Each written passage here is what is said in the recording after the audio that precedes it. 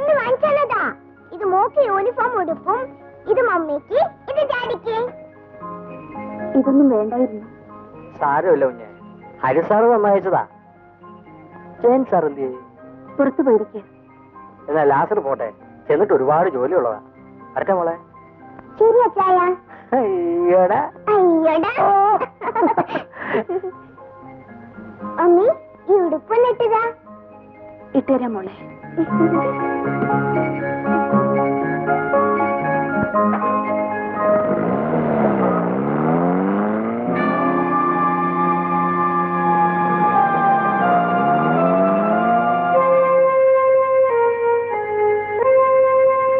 Daddy, ഇത് കണ്ടോ? നല്ല ഉടുപ്പല്ലേ? ഇതെവിടെ നമ്മളെ? ഡോക്ടറിന് വാങ്ങിച്ചതാ. ഡാഡി, ഇത് ഡാഡിക്ക് തരാൻ ഡോക്ടറിന് തന്നതാ.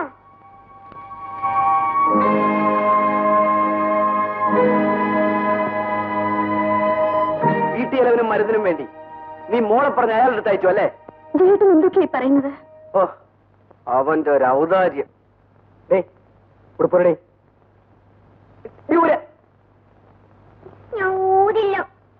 അമ്മയും മോളും ഒരുപോലാണ്. അതങ്ങനല്ലേ വരൂ.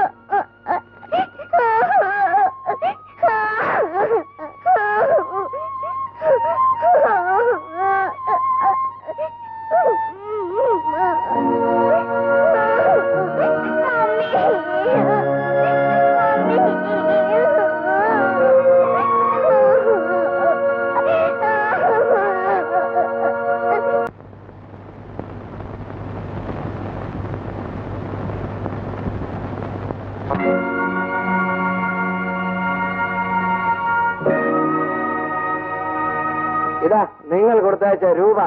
പണ്ട് ഇന്ദു നിങ്ങളുടെ ഭാര്യയായിരുന്നിരിക്കാം. ആ ബന്ധമൊക്കെ വേർപെടുത്തിക്കൊണ്ടാണല്ലോ ഡോക്ടർ സാർ അമേരിക്കയിലേക്ക് പോയത്. പക്ഷേ ഇന്ന് ഇന്ദു എന്റെ ഭാര്യയാണ്, ഒരു കുഞ്ഞിന്റെ അമ്മയാണ്.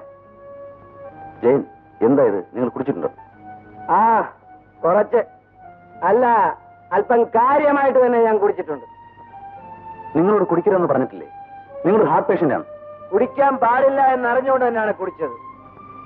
ഡോക്ടർ സാറേ, ഞാനില്ലാത്തപ്പോ നിങ്ങൾ എന്റെ വീട്ടിലേക്ക് കൊടുത്തയച്ച തുണികളും പണവും എന്തിടപാടിൽ കൊടുത്തയച്ചതാണെന്ന് എനിക്ക് മനസ്സിലായില്ല. ഓ, അവൾ 3-4 മാസം നിങ്ങളുടെ ഭാര്യയായി സേവനമനുഷ്ഠിച്ചതിന്റെ കോമ്പൻസേഷൻ ആയിരിക്കും. നിങ്ങളെപ്പോലെ തന്നെ ഞാനും ഒരു പുരുഷനാണ്. എന്റെ ഹൃദയത്തിന് മാത്രമേ ഡാമേജ് സംഭവിച്ചിട്ടുള്ളൂ. എന്റെ അന്തസ്സിനും അഭിമാനത്തിനും ഇതുവരെ ഒരു ഡാമേജ് സംഭവിച്ചിട്ടില്ല. ജയൻ, നിങ്ങൾ അധികം സംസാരിക്കാൻ പാടില്ല. നിങ്ങൾ വല്ലാതെ കിടക്കുന്നുണ്ട്. നിങ്ങളോടൊരു കാര്യം ഞാൻ പറഞ്ഞേക്കാം. ഇനി മേലിൽ എന്റെ വീട്ടിലേക്ക് പാരിതോഷികവും സഹതാവുമായി കയറി വന്നേക്കരുത്. നിങ്ങളുടെ ഈ പണവും സ്വത്തും ഒക്കെ ധാരാളം ഉണ്ടെങ്കിൽ വല്ല അനാഥാലയങ്ങൾക്കോ അമ്പലങ്ങൾക്കോ കൊണ്ട് കൊടുത്താൽ പുണ്യമെങ്കിലും കിട്ടും.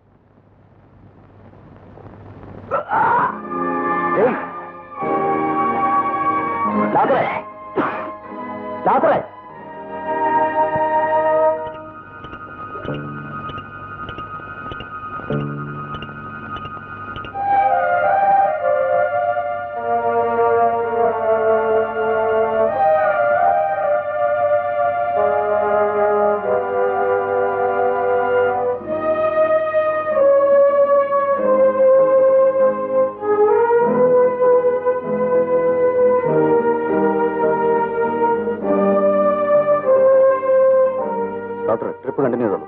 എന്തെങ്കിലും സിംറ്റംസ് ഉണ്ടായാൽ സിസ്റ്റർ വിട്ട് എന്നെ വിളിപ്പിച്ചാൽ മതി. ഞാൻ റൂമിലുണ്ടാവും.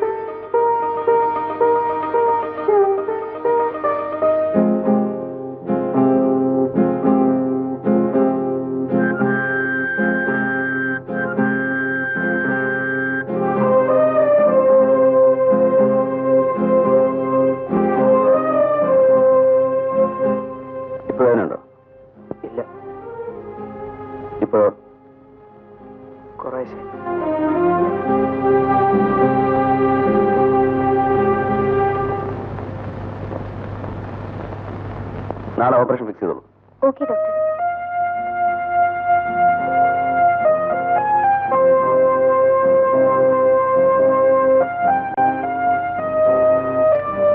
ഡോക്ടർ. നീലിമേ, ഞാനിപ്പോ വരാം. Yes doctor. ജയേട്ടന് ഇപ്പൊ ഓപ്പറേഷൻ വേണ്ട. രോഗം പൂർണ്ണമായും ഡയഗ്നൈസ് ചെയ്തതിന് ശേഷമാണ് ഞാൻ ഓപ്പറേഷൻ ഫിക്സ് ചെയ്തത്. Operation is A must. Operation കൊണ്ട് മാത്രമേ ജയനെ രക്ഷിക്കാൻ കഴിയൂ. ജയേട്ടനല്ലാതെ എനിക്കും എന്റെ കുഞ്ഞിനും മറ്റാരുമില്ല ഡോക്ടർ. ജയേട്ടൻ എന്തെങ്കിലും സംഭവിച്ചാൽ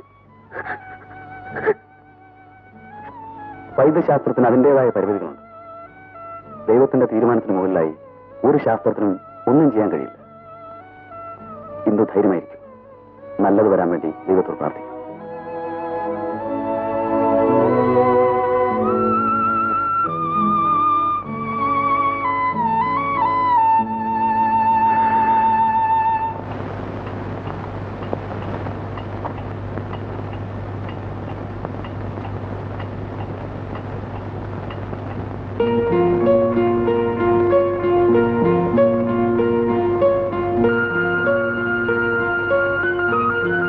ജയേട്ടനല്ലാതെ എനിക്കും എന്റെ കുഞ്ഞിനും മറ്റാരുമില്ല ഡോക്ടർ.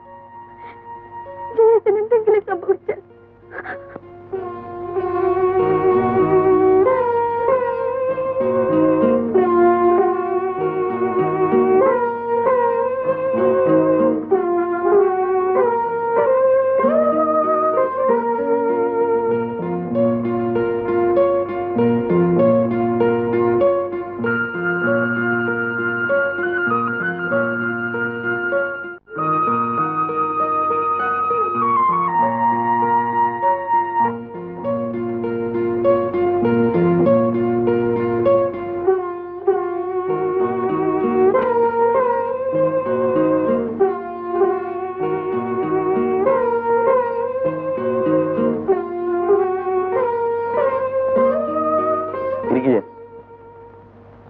ഡോക്ടർ ഇതുവരെ വീട്ടിൽ പോയില്ല അല്ലേ?